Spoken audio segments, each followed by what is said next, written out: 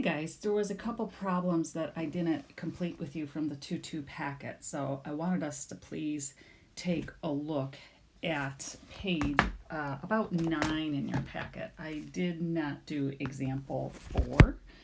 All right, so we want to know when we know that the graph of the absolute value looks somewhat like a V.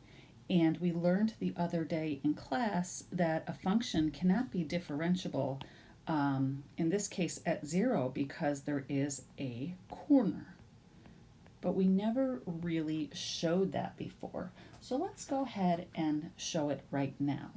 Let's show that the derivative of 0 does not exist.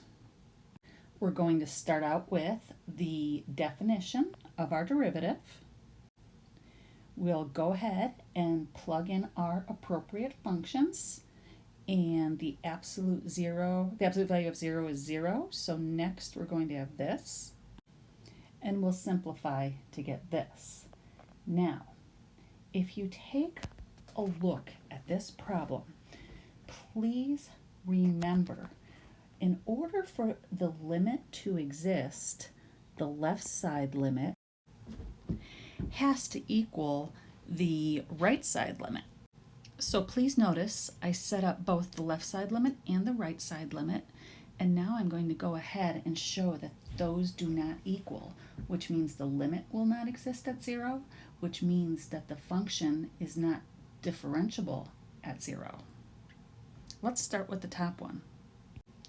If our function is approaching 0 from the left side, you know that our fraction is going to be negative, because approaching 0 from the left side would be a negative number. So although the absolute value will be positive in the numerator, the denominator is going to come out and be negative. And so this limit approaching from the left is going to equal 1. Negative 1. Now, if we look below, we're going to do the exact same thing. We are approaching from the right this time.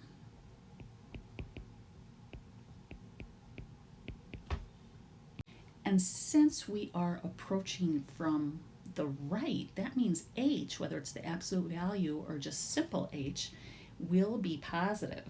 So h over h is going to equal 1.